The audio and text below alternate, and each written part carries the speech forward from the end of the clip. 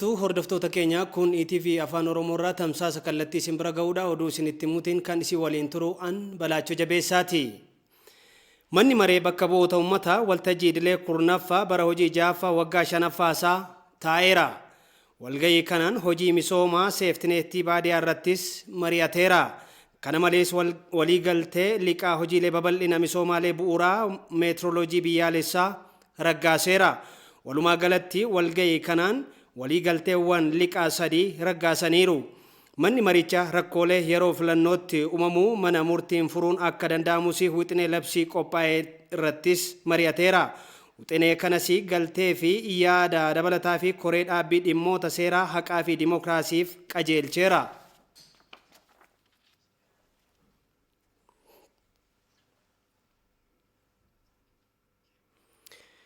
Haalli itti fayyadama afaanii dhaabbilee sabquunnamtii milkaa'ina filannootii fi gahee olaanaa qabaa jedhame.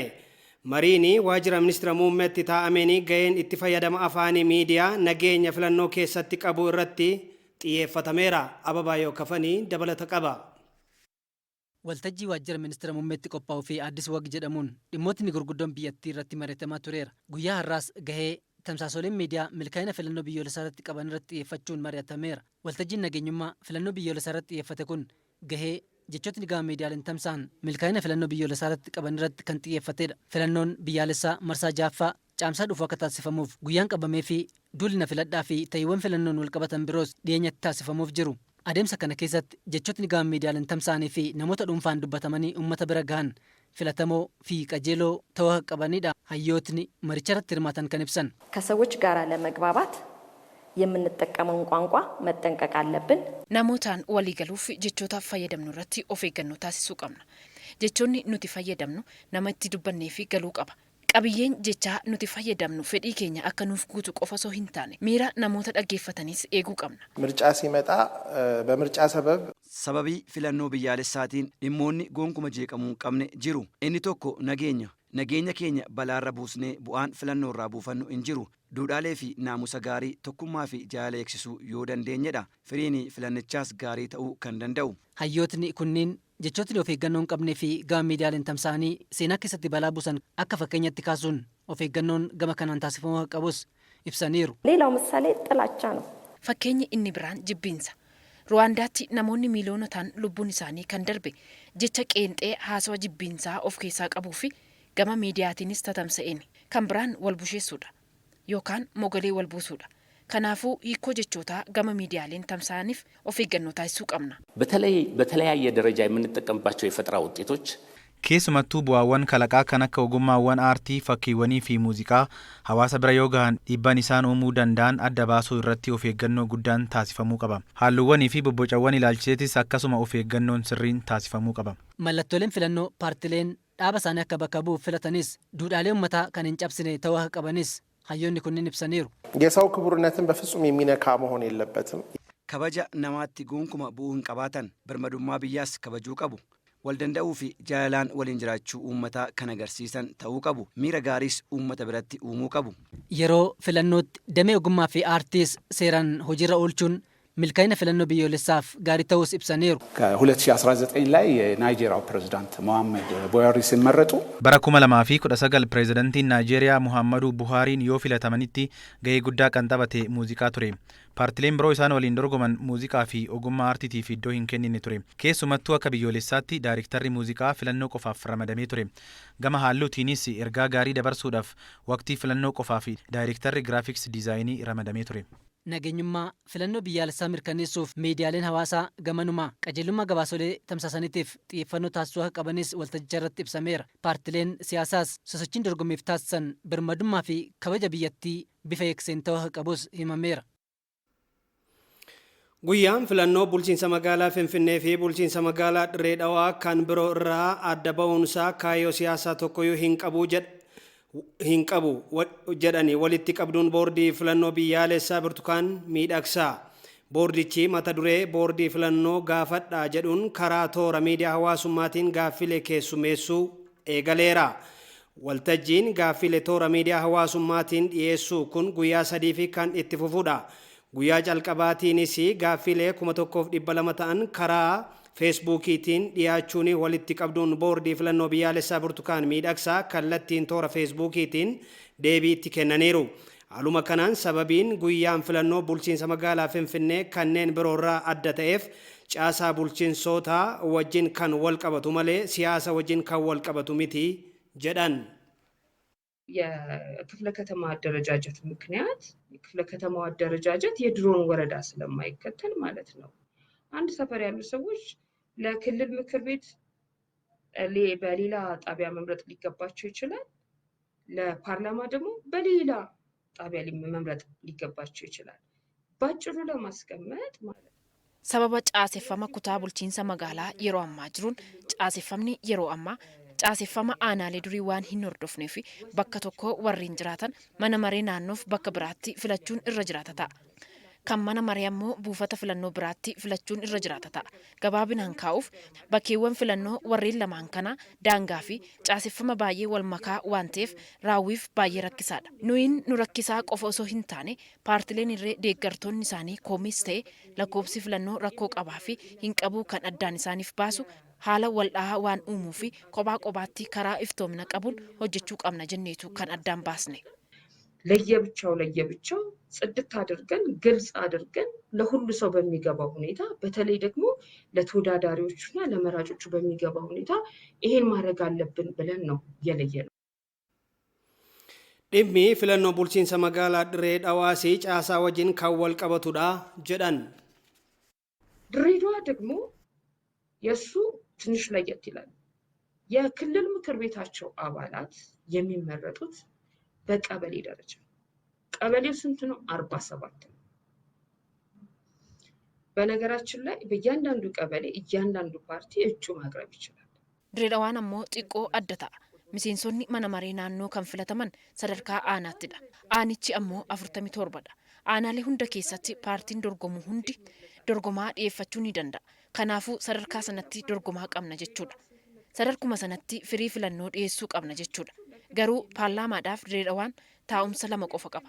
Kan aanaaleef dorgoman adda baasuun baay'ee rakkisaa ta'a. Biyyoota kan biroo namoonni baratan hedduminaan keessa jiran warreen filatan tasgabbii hin qaban. Kanaafuu nu itti gaafatamummaan keenya kan jalqabaa filattootaafidha. Filattoonni ammoo filannoo isaaniif dhiyaatee sirriitti wal dorgomsiisuun eenyuun akka filatan beekuu qabu. Kanarraa ka'uun Dirreedhawaas torbaan tokkoof gargar baasneerra. ስለዚህ ዋናው እኛ ደግሞ ተጠያቂነታችን ለመራጮች ነው። መራጮች የሚቀርቡላቸው አማራጮች በጣም በግልጽ መታወቅ አለባቸው። ማንና ማንን አወዳድረው እንደሚመርጡ ማወቅ አለባቸው። ስለዚህ ከዚህ የተነሳ የድሬዳዋም ተመሳሳይነት ስላለው እንዲሁ በአንድ ሳምንት አለያይተ kenniinsa waraqaa eenyummaa wajjin wal qabatee si rakkoon yoo jiraate tarkaanfiin akka fudhatamu walitti qabduun boordichaa Burtukaan Miidhagsaa hubachiisaniiru. ፖለቲካዊ እንደምታለው ወይም ፍላጎት አለው የሚል ነገር በፍጹም ይሄ በእኛ ሊታሰብም አይገባም አልታሰበም። ከዚህ አንፃር ስለመታወቂያ እንደዚህ የተነሳ ነገር አለ። ብዙዎቹ ነገሮች እንግዲህ በማስረጃ ይዘን የምናያቸው ነገሮች አይደሉም። kan fedhii siyaasaa qaba jedhu gonkumaa gama keenyatti yaadamuu hin qabu. Hin yaadamus. Dhimmi waraqaa eenyummaa walii wal qabatee baay'een isaa kan ragaan mirkanaa'e miti. Waraqaan eenyummaa nama kennamuufii hin qabneef kennameera kan jedhuu fi kan kennamuufii qabu dhorkameera kan jedhu jira. Kana hordofuuf hojumaanni nuyi qabnu jira. Tokkoffaa namni tokko bakka tokko qofatti akka galmaa'u. Bakka biraatti galmaa'ee yoo argame yakka waan ta'eef ni adabama. Sababa waraqaa eenyummaa argachuu dhabuu fi waraqaa eenyummaa haara'uu dhabuun lammiilee filannoo ittisuun hin jiraatu. Namoota ragaa isaaniif ta'u qabatanii deemuun galmaa'uu danda'u. Hojimaata kan biroollee haala fayyadamuun danda'amuun qajeelfamichi ifatti kaa'eera. ከምርጫ መሰናበት አይኖርም ወይም ዲስኢንፍራንቻይዝ አይደረጉም። ምክንያቱም መታወቂያቸው የማይታደስ ጊዜ ምን አድርገው መመዝገብ እንደሚችሉ ሁለት ሰው በምስክርነት አምጥተው መመዝገብ እንደሚችሉ ሌሎች አማራጮች እንዴት ሊጠቀሙ እንደሚችሉ መመሪያው በዝርዝር ያመለክታል። bakkeewwan rakkoon nageenyaa jiruttis filannichi kan hin raawwatamne ta'uu walitti qabduun boordichaa beeksisaniiru. Boordiin filannoo biyyaalessaa paartii adda bilisummaa Oromoo yaa'ii waliigalaa gaggeessuu akka qabu hubachiise. Boordiin filannoo biyyaalessaa Itoophiyaa wal dhabdee hooggantoota ABO gidduutti uumamee ture ilaalchisee ibsa kenneera. Boordichi akkaatuma qajeelfamaan wal dhabdee hooggantoota adda bilisummaa Oromoo gidduutti uumame furuu fi yaalii garaagaraa taasisaa turu beekseera. Boordiin filannoo biyyaalessaa wal dhabdee qaamolee lameen jidduutti mudate furuu fi yeroo garaagaraatti aangoo qabuu fi akkaataa qajeelfamaa yaalii taasisaa turuun isaa beeksiseera. Miseensonni caasaalee dhaabichaa fi hooggantoonni rakkoo uumamee fi furmaata laachuu kan danda'u yaa'ii waliigalaa gaggeessuu akka qaban boordichi murteesseera. Waldhabdee hooggantoota kanneen gidduutti uumame hooggantoota hojii raawwachiistuun furamuu dhabuu isaanii caasaalee fi miseensonni paartichaa dhimma kana hubachuun yaa'ii waliigalaa gaggeessuu fi daandiiwwan dandeessisu kamiyyuu fayyadamuun akka gaggeessu boordichi hubachiiseera. Itiyoophiyaan kan yeroo kamiyyuu caalaa obbolummaa biyyoota Afrikaa bahaa cimsuu fi hojjechaa jiraachuu Ambaasaadar Diinaa Muftii himan. Dubbii himaan ministeera dhimma alaa Ambaasaadar Diinaa Muftii turtii addaatti ETV waliin taasisaniin Itiyoophiyaan hariiroo biyyoota Afrikaa cimsuu keessatti gahee olaanaa bahaa jirti jedhan. Gochi tibbana Sudaan raawwattee gocha qaanessaa ta'uu himaniiru. Ammas Itiyoophiyaan dippiloomaasii fi dursa akka kennitu dubbataniiru Ambaasaadar Diinaa Muftii. Dippiloomaasii yeroo hunda wantaafuu miti. Biyyoonni lamaan dhaabni lamaan gaafa wal loles lola keessas gaafa jiru dippiloomaasiin dhaabbatu. Hin haasofna lola dhaabne haasofnu nagaan haa hiinnu wanti jedhu kun seeruma. Seerri dippiloomaasii kanuma gaafata. Ammas wanni jedhaa jiru kan wanna haarawaa miti. Isin as seenuun seeraan alaa. Hin haasofnaa garuu bakka sanitti deebi'ee akka jedhu jira. Hamma yoomii jennaan hamma barbaachisu qofa. Wanni hundi hamma barbaachisu deemta. Ati nyaata yoo nyaattu haguma quuftu nyaattaami. Quufte booda nyaattu. San waan ta'eef san akkasumatti itti fufna jechuudha. Ammaa fi kana dhiisaa jirana. Isiniin ta'uu, isiniin fayyadu, isiniin baasu bayaa nagaan haa itti fufnu waan ta'edhu ammas ibsuma kana kennaa jira. Kuni gara dippiloomaasiitiin waan ta'aa jiru. Kun immoo hojii warra biraa qaama biraa waan ta'uuf isa keessa seenuu hin barbaadu.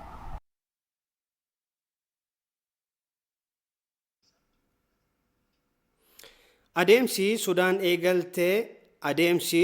eegaltee ishees akka hin fayyadne Ambaasaadar Diinaa Muftii hubachiisaniiru. Haala irra turan cabsanii gara haarawaan waan hin taane fudhachuudhaaf akka isaan amma haafaan kun wanta nama baasu miti. Wanta ammas itti himaa jirru kanuma. Kuni taajjabbirra si buusa malee wanti fayyadu miti. Maaliifi wanti akkasii hin jiru. Humnaanii lafarratti lafti kun kooti jettee keessattuu gaafa biyyi ollaa keetii wanta biraa irratti xiyyeeffate. Si amanee achitti si dhiisee daangaa irratti si dhiisee daangaa keessan akka namni hin seenne wanni badaan akka hin seenne jedhee addaan gaafa deemetti jechuun ollaan kee dhimmi wayii qunnamee bakka biraa bakka deemetti mana isaa bantee algaa isaa irratti baatee mana isaa keessatti waa baballeessuun kuni gara mooraaliitiinis gara seeraatiinis gara aadaatiinis garuma hundaan wanta nama baasu miti. So kanuma wanni ammatti simaas jirru kana dhiisa. Kun isin hin baasu. Kun seera alamaatiinis alaa. Seera walitti dhufiinsa biyyoota bituunis alaa. Seera wadaajummaa saahibummaa biyyoota keenya jidduu jirus wanta meeshaa godhuu miti. Fedhii keessanis isinii wanta waa fiduu miti isin hin fayyadu. Isin miidha malee wanta jedhu ammas itti himaa irraa jechuudha.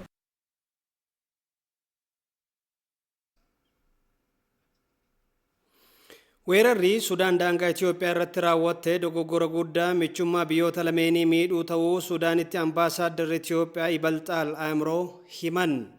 Ambaasaaddarrichi ibsa ETV'f kennaniin gochi Sudaan seeraanis kan gaafatudha jedhan.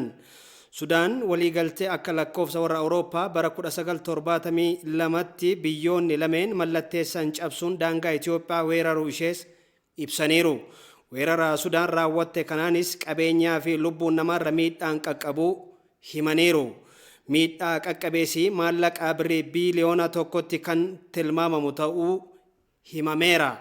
Itoophiyaan ammas rakkinicha mariin furuu fi qophii ta'uu eeranii kun ta'uu baannaan garuu gama kamiinuu daangaa ishee kabachiisuuf akka dirqamtu hubachiisaniiru. Jiraattonni naannoo Oromiyaa hiriira tibbana bahan irratti dubbiiwwan jibbinsaa cimsanii kan itti balaaleffatanii fi tokkummaa fi obbolummaa uummattoota irratti ejjennoo cimaa qaban kan itti ibsan ta'uu paartiin badhaadhinaa damee Oromiyaa beeksise.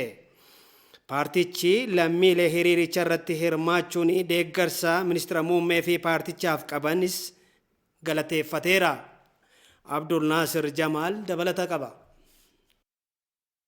Paartiin badhaadhinaa damee Oromiyaa uummata Oromoo fi sabaaf sablammoota naannoo Oromiyaa keessa jiraatan hiriira deeggarsaa tibbana paartichaa fi ministeera muummee Dr. Abiyyi Ahmadiif taasifameef galateeffateera. Haala yeroo irratti hoogganaa waajjira paartii badhaadhinaa damee Oromiyaa obbo Fiqaaduu Tasammaa miidiyaaleef ibsa kennaniiru. Ibsa isaanii kanaanis uummanni Oromoo fi sabaaf sablammoonni naannicha keessa jiraatan akkuma kanaan dura hiriira bahuu fi deeggarsa qabeenyaa gochuun raayyaa ittisa biyyaa fi hidha guddicha haaromsa Itoophiyaaf deeggarsa garaagaraa taasisaa turuu yaadachiisaniiru. Hiriirri tibbanaas jiraattonni naannoo Oromiyaa fedha isaaniitiin gocha murni adda bilisa baasaa uummata Tigraay raawwate balaaleffachuu fi tarkaanfii olaantummaa seeraa irratti fudhatameef beekamtii kennuu fi gara fuulduraattis jijjiiramicha eeggachuuf kan geggeeffame ta'uu ibsaniiru. Kaka'umsa ofii isaatiin mootummaanis ta'e paartiin karaa adda addaatiin akkuma kanaan dura barameen osoo hin goone fedhii isaatiin sababni ba'eef inni jalqabaa juunta fi ergamtoonni isaa waan mo'ataniif waan inni mo'ateef isa sanaaf beekamtii kennuudhaaf hooggansa kanaafis kenname dinqisiifachuudhaaf hiriira ba'ameedha. Hiriira kanaanis uummanni Oromoo fi sabaaf sablammoonni biyyattii finxaalessummaan biyya akka diigu dubbiiwwan jibbiinsaa waliin jireenya lammiilee balaaf saaxilan dhaabbachuu akka qabanii fi obbolummaa waljaalallii fi tokkummaan uummattootaa cimuu akka qabu ejjennoo jabaa qabaachuu kan itti agarsiisanidha jedhan. Finxaalessummaan saba kamuu keessaa bahe uummata Itoophiyaa akka madaalle sabaaf sablammii kamiyyuu bakka bu'uu akka hin dandeenye karaan kun karaa badii akka ta'e qabatamatti dhimmoonni kun Itoophiyaa diiguu Itoophiyaa salphisu malee Oromoos ta'e saba kaanis salphisu malee karaa salphinaa yoo ta'e malee karaa kabajaa akka waan hin taaneef isaan kanaafis karaan kun karaa badiitii kanarraa of qusadhaa jedhee ergaa ifa ta'e dabarsuudhaaf callisuu isaatiin irraa kan ka'een sagaleen xixinnoo yommuu dhaga'aman sagaleen xixinnoo san sagalee guddaa itti fakkaataa jechaadha. Kun akka hin taane saayilenti maajoritiin callisee kan jiru sun uummanni bal'aan bahee dhimmoonni kun akka sirraaniif eegaa dabarsee fi kanaafis deebii kan kenne akka ta'e hubatamuu danda'uutu irra jiraata. Qaamonni hiriirichaan maqaan keenya seeraan ala dhahameera jedhan hiriirichi kan sagalee hawaasaa waan ta'eef qaamonni kun kanaan dura abbaa dabaree jechuun ummatichatti maqaa adda addaa maxxansaa waan turaniif kanas balaaleffachuuf kan adeemsifamedha jedhan. Riiformicha fiduu keessattis lolicha akka milkaa'u gochuu keessattis deeggarsa kennuu keessatti uummata naannoo keenyaa kan dursu tokko hin jiru. Kanaaf kan hin baane maaliif ba'a? Kanaaf bahe kan isaa waan ta'eef. Lammaffaa yeroo adda addaa saba keenya taargaa garaagaraa kennuudhaan salphisuu warra barbaadan jiru. Kanaaf deebii adda addaan kennine obsaan bira darbuudhaaf yaaliin godhamee jira. Akka nuun obsine uummanni obsuu hin dandeenye. Ofii bahee dubbatachuu waan qabuuf bahe.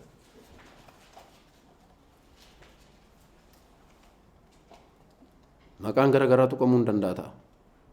Waa'ee maqaa cinqamuu hin qaban. Finxaaliyyiin ammas diinaa fuuldurattis diina. Kun ilaalcha waan ta'eef. Jarri kun maal gochaa turan? Arrabsoo irra darbee lubbuun namaa akka badu gochuu gochaa turan qabatamaadha. Uummanni guutuun beekaa jechaadha. Kan irra geetu beeka. Qabatamaadha jechaadha. So inni kun beekamuu danda'u ture jiraata. Wantoota lamaan kun kita kanaan laalamuu danda'u ture jiraata jechaadha. Godina Matakkalitti gandoota 50 keessaa shiftaan barbadaa'uun akka danda'ame koomaandi poostiin godinichatti hundaa'e beeksise. Koomaandi poostichi caasaalee gandaa hanga godinaa jiran wajjin raawwii ji'a tokko gamaggameera. Awwalu seen dabalata qaba.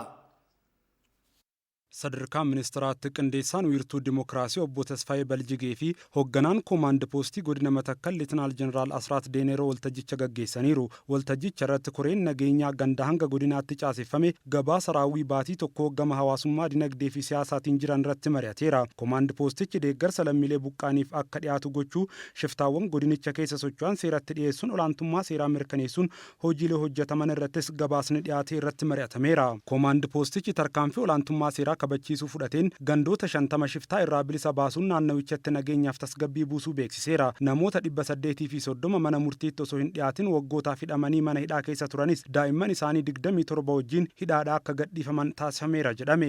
Aanaalee gudinichaa garagaraatti gandoota 33 keessatti midhaan qonnaan bultoota 36,000 olii ooyiruu irra ture sassaabamuun danda'ameera. Gama biroon oomishni lafa hektaara 61,000 ol irra ture shiftaadhaan barbadaa'uusaa waltajjii kanarratti ibsameera. Godina Matakkalitti dhaabbileen fayyaa 91 tajaajila akka eegalan kan himame yoo ta'u isaan 81 ammoo adeemsarra jiru jedhameera. Gama birootinis manneen barnootaa 91 hojii kan eegalan yoo ta'u manneen barnootaa 181 hanga ammaattis hin banamne jedhameera. Dhaabbileen tajaajila qonnaa 72 ta'an hojii eegaluu kan eere koomaand poostichi 107 ammoo hanga ammaattis hojii hin eegalle jedhameera. Kana malees godinichatti yeroodhaa gara yerootti nageenya fi tasgabbiin mirkanaa'aa jiraachuus koomaand poostiin yeroo atattamaa godinichatti hundaa'e hubachiiseera.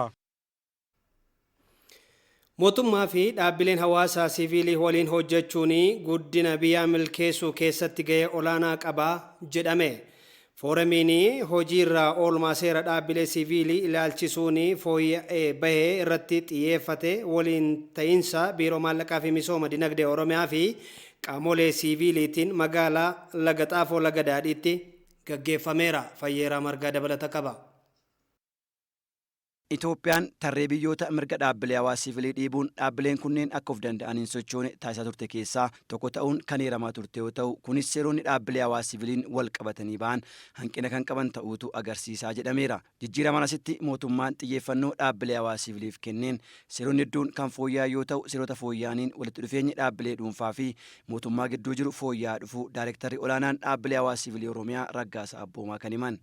Ispeesii nama jiru baay'ee bal'ateera. Ispeesii kana keessatti immoo wal qabatanii hojjechuudhaaf walitti dhufanii hojjechuudhaaf maaliif kaayyoo uni qabnu jennee ka'amannu uummata sanadha. We are serving the third party. Mootummaan illee uummataa fi dhaabbileen hawaasa siviilii illee uummataa fi common denominator qabaannee erga hojjenna jennee harka wal qabannee yoo hojjenne interkaanfanna jennee amanna. Foorumii kanarratti seerota dhaabbilee hawaasa siviiliin wal qabatuun ba'an irratti jijjiirama jiruu fi hanqinoota mul'ata ilaalchuun qorannoo kan gaggeessan biiroo maallaqaa fi walta'iinsa dinagdee Oromiyaatti daayirektarri dhimmoota dhaabbilee hawaasa siviilii Fiqaaduu Deebisaa walgaarreeffannaan dhaabbilee hawaasa siviilii fi mootummaa gidduu ture yeroo ammaa fooyya'aa dhufuu himan. Yeroo darbee yoo akka yaadattan seerri dhaabbileen hawaasa siviilii yookaan duraan inni jedhaman kun ittiin bulanii seera baay'ee rakkisaa sochii dhaabbilee kana daangesse madda maallaqaa argataniin hojii irratti bobba'uu qabaniin daangaa baay'ee kan isaan irra kaa'e kanaanis madda maallaqaa dhabanii baay'een isaanii kan hojii keessatti ba'an biyyi keenyas akka biyyaatti kan itti balaaleffatamaa turte seera sirraa'uu qaba jedhee addunyaan itti biyya kana abaaraa turedha. Garuu seerri suni amma hooggansi jijjiirama akka aangootti dhufeen seerota jalqaba sirreeffaman keessaa isa tokkodha. Yeroo seerri sun daangessee rakkisaa turedatti naannoon keenya akka naannootti dhimma kanarraa fayyadamuudhaaf dhaabbilee kana ofitti qabuudhaaf akkamitti deemuu qabna jedhee dhaabbileen kana wajjin mari'atanii qajeelfama addaa seera sana bakka bu'uu danda'a jennee yaannu baafannee haala sanaan hojii walitti dhufeenya keenya haala sanaan hoogganaa turre. Itoophiyaatti hoogganaa ikkoo koorporeeshinii kan ta'an Dastaa Daammanaa dhaabbileen siivikii misooma qofaa irratti osoo hin taane rakkoo bulchiinsa gaarii mootummaa fi hawaasa gidduutti uumamu furuu keessattis shoora olaanaa taphatu jedhan. Hudhaa hedduu qaba ture seerri duraan ture suni amma garuu haalli jiru baay'ee gaariidha. Seerri fooyyee jira. Seera fooyyee kana keessatti immoo itti fayyadamuun dirqama inni jiruuti. Amma inni jiruun waan baay'een banaadha. Waan baay'ee hojjechuu danda'u. Waa'ee mirga dhala namaa irratti illee hojjechuudhaaf amma balballi banaadha jechuudha. Ilaalchi mootummaan yeroo ammaa dhaabbilee hawaasa siviiliif qabu kan durii irraa jijjiiramuu kan himan Daayirektarri olaanaan ejensii dhaabbilee siivilii federaalaa Jimaa Dilboo dhaabbileen hawaasa siviiliis mirga seerri isaaniif kennetti fayyadamuun guddina biyyaa keessatti gahee isaanii bahuu akka qaban hubachiisaniiru. Piraayimarlii wanti hojjechaa turre maa inni walitti dhufeenyi kanaan dura iftooma hin qabne kanaan dura shakkii irratti hundaa'e sun akka koonistiraaktiif akka ta'u. Akka walitti dhufeenya wal gargaaruu yookiin immoo guddina keessatti gahee isaan qaban amananii fudhachuu irratti. Isaanis immoo mootummaan tarkaaffii isaa irratti fudhachuuf yookiin immoo isaan dararuuf otoo hin ta'in haala mijaa'aa ta'e isaaniif uume galmaahanii gara hojiitti seenanii immoo hojjetan deeggarsa barbaachisaa ta'u akka kenninuuf walamanuudhaan waltajjii adda addaa qopheessinee isaanis irratti hirmaatanii mari'annii rakkinni keenya maal ture rakkinni isaanii maal ture kan jedhu qulqulleessinee adda erga baafnee booda egaa amma walitti dhufeenyi keenya baay'ee gaarii ta'eera. Foorumii kanarratti bakka bu'oonni dhaabbilee hawaasa siivilii naannoo Oromiyaa fi Federaalaa akkasumas bakka bu'oonni biiroo maallaqaa fi misooma diinagdee Oromiyaa hirmaataniiru. Faawundeeshiniin pirezidaantii naannoo Amaaraa duraanii Dr. Ambaachoo Mokonniniin hundeeffame. Faawundeeshinichi hojiilee Dr. Ambaachoon bara lubbuun jiranitti hojjetan itti fufsiisuu fi kan hundaa'e ta'uu himameera. Keessattuu hojiilee barnoota fayyaa misooma magariisaa irratti akka hojjetu ibsameera. Maatiin Dr. Ambaachoos faawundeeshinii kanaan hojiilee gaggaarii dhaloota dhaalchisuu fi akka hojjetan ibsaniiru. Sirna hundeeffama faawundeeshinii kanarratti maatii fi firoottan Dr. Ambaachoo dabalatee hooggantoonni mootummaa argamaniiru. Magaalaan Finfinnees deeggarsa barbaachisu faawundeeshinichaaf kan taasisu ta'uu kantiibaa itti aantuun bulchiinsa magaalaa Finfinnee Adaanech Abeebee himaniiru.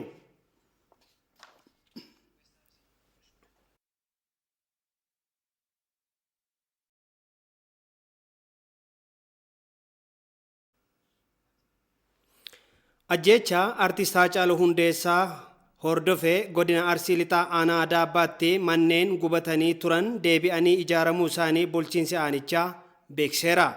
Miidhamtoonnis jiraattota aanichaa yeroo rakkootti isaan tumsan galateeffataniiru. Taaddasee Tarrafa dabalata qaba. Godina Arsii Lixaa aanaa Adaabbaatti ajjeechaa artiist Haacaaluu Hundeessaa hordofee rakkoo nageenyaa mudateen manneen jireenyaa 16 aanaa Adaabbaatti gubatee turus hawaasni aanaa Adaabbaa manneen gubatan kana ijaaree namoota balaa kanaaf saaxilaman jireenya isaaniitti deebiseera. Namoonni manneen jalaa gubates uummanni magaalichaa fi aanaa Adaabbaa tumsa isaaniif taasisaniif galateeffatanii jiru. Ergasii yaa uummatumatu nu ijaare. Uummata yaa qaamni seeraa waliin tabaabbaranii nu ijaaranii jiran. Uummatatu nu ijaare. Ashawaa girfiidhaan nu ijaaramee jira. Yaa haala bareedaan nu ijaarame manni homaa waan qornu jedhe tokkoyyuu hin qabu. Gabaanis tasamma. Kan dhalanne isaasuma kan guddanne isaasuma.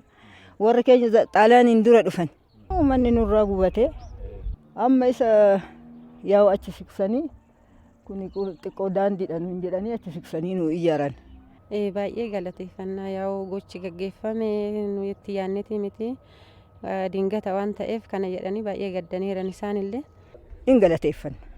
Kun yaassin xaasimu ka galateeffannu isa qaxanaan keenya namni ganzaba kana guurellee isa. Abbootiin amantaa fi jaarsoliin biyyaa aanaa Adaabbaas hojii kana itti gaafatamummaa fudhatanii uummata waliin ta'anii miidhamtoota kana deebisanii akka ijaaran dubbatanii jiru. Ganzaba walitti guurree ufii keenya warra ramadanii nu ramadanii ka 5,000 kenn ka 10,000 kenn haga danda'u macarrashaan dhumaan irra caalaan hiyyeessa birrii 200 kenneen namoota san ijaarree gaafa kan mana isaa ijaaranii fi fuunee galchinee kabajaan ulfinnaa waliin jirra. Namni illee jiraatan aanaa kana tokko isaanii humni badii sun bakka nun bu'an jedhanii waan qaban qabeenya qabaniin hirmaatanii manoota amma ijaan argitassan kaleessa argitassan ijaarramee akka mana isaanitti deebi'an godhameera. Uummanni magaalaa Adaabbaa waan isaan uffatan, waan isaan nyaatan, waan isaan irra rafan, waan hundaa qarqaarsaan galatoomanii kana hirmaannaan isaan godhan yoomuyyuu waan irraanfatamuu miti. የከተማ ነዋሪውም ይህን ትብብር ላደረጉ ሰዎች በእውነት ብዙ ውጣ ውረድ ለደከሙ ሰዎች ቤታቸውን ትተው Jiraatan magaalaa Adaabbaa namoota miidhaman kana cinaa dhaabataniiru. Jaarsoliin ammoo mana isaanii dhiisanii galgala ganama uummata kana bira dhaabbachaa turaniiru. Galatoomaanii jechuun barbaada. Qaamoleen maqaa Adaabbaa kaasanii sabaa fi sablammoonni akka miidhamanitti odeessanii saba tuttuqan nurraa dhaabbachuu qabu. Nuti waliin jiraachaa jirra. Fuuldurattis waliin jiraanna. Warri deeggarsa taasisanis Rabbi irraa haa argatan. እግዚአብሔር አምላክ ብድሩን ይክፈላቸው። Hojii gaggeessaan bulchiinsa magaalaa Adaabbaa obbo Mustafaa Umar akka himanitti gareen finxaaleeyyii gufuu biyyattii ta'an uummanni Oromoos ta'ee Adaabbaa akka waan saba biraa miidhetti miidiyaa isaaniitti fayyadamanii ololan taane dabarsanis saboonni biroo magaalicha keessa jiraatan garuu gurra akka isaaniif hin kennine dubbatanii jiru. Akka magaalaa kanatti naannoo qarshii miliyoona 2,901 qarshiidhaan hirmaate jechaadha. Miidiyaan guyyaa takkaan biyya kana walitti buusee mancaasuu hin danda'a. Miidiyaan jaalala labsuudha qaba. Jaalala. Hojiidha labsuu qaba malee akka biyyi wal nyaatu, akka biyyi wal fixu, akka biyyi kun seenaan isiitti xurooftu miidiyaaleen hojjetan jiru. Miidiyaaleen akkanaa kunniin uummata kamiif akka hojjetamuuf maal akka hojjetamullee kan badii hojjechaa. Yeroo sanitti keessaatti hagaalaa uummanni Adaabbaa iyyaa ture, balaaleffachaa ture.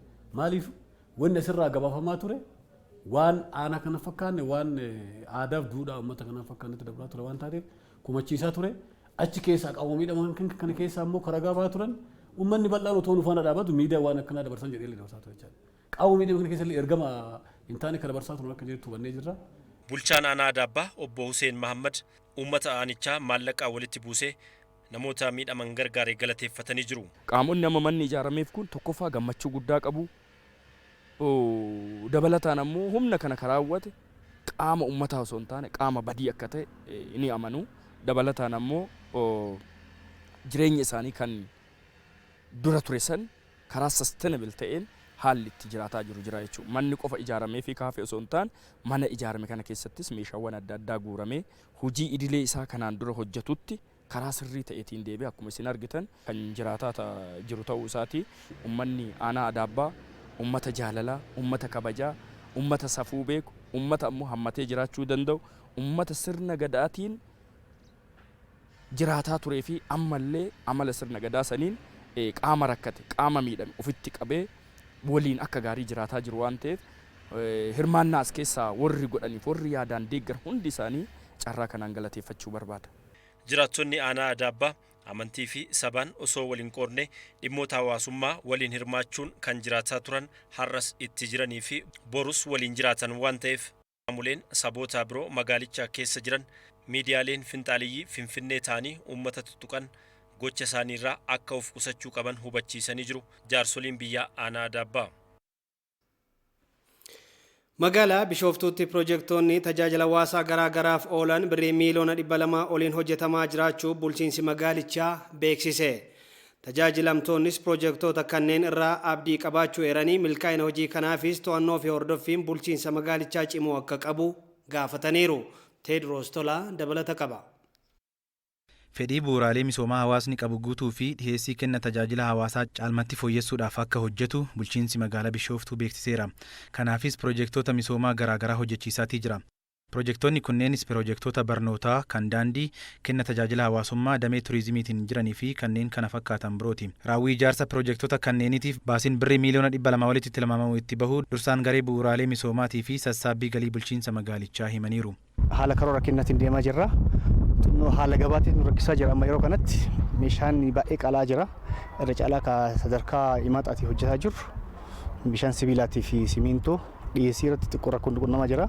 Sansaanii yoo hin taane rakkinni qulqullina irratti baay'een qunnamillee hin jiru. Haala barbaadameen deemaa jira. Magaalichatti piroojeektoota misoomaa 60 ol bara kanatti hojjetamaa jiran keessaa piroojeektiin daandii keessaa Cuqqaalaa irraa hanga Ark Road jedhamu marsaa lamaan ijaaramaatii jiru isa ijoodha. Sadarkaan raawwiin piroojeektoonni kunneen irra jiran qulqullinaa fi hordoffii piroojeektoota kanneeniitiif akkasumas piroojeektoonni kunneen yoomitti xumuramu kan jedhuuf dursaan garee bu'uuraalee misoomaa bulchiinsa magaalaa Bishooftuu himaniiru. Mirga daandii kabachiisuu irratti xiqqoo chaalenjiin tokko hin jira. Ammaaf garuu inni furamee jira. Bara kana xumurreetti tajaajila oolchuu karoorfannee jirra. Haala sanii itti deemaa jirra. Piroojektonni baasii bulchiinsa magaalattii fi deeggarsa dhaabbilee miti mootummaatiin ijaaramaatii jiran kunneen ammatti guutumaan guututti xumuramanii tajaajila kennuu eegaluu baatanis abdii piroojektota kanneen irraa qaban jiraattotni magaalattii dubbataniiru. Ala baay'ee nu jijjiirame. Wanti nu jijjiirame karaan bal'achuun immoo gabaa argachuudha. Karaa kanaan makiinaan deebi'ee yookaan wanta adda addaa baay'ee bal'isnee nagaduuf immoo karaa argannu malee nagaduu hin dandeenyu. Haala kanatti nuuf ufnaan baay'ee bareeda. Haala daandii kanaatiin illee qabatee bishaan safara kanarra badee magaalaan kun jalqaba guddaa keessa jira. Kanumaan illee ol qabatee ariifatamee uummati kunis nus wal geenyee haala ariifachiisaadhaan xumuramee uummati kun akka itti fayyadamuun jedha. Egaan waliigalattis daandiin kun yommuu ijaaramee xumuramutti sochii dhiphina tiraafikaa bulchiinsa magaalichaa keessatti mul'atu hir'isuudhaan olittis rakkoo hawaas dinagdee uummata jiraattota magaalaa kanaa keessumaa jiraattota ganda dambiitti argaman kana hedduu furuu akka danda'udha hubachuun kan danda'amu.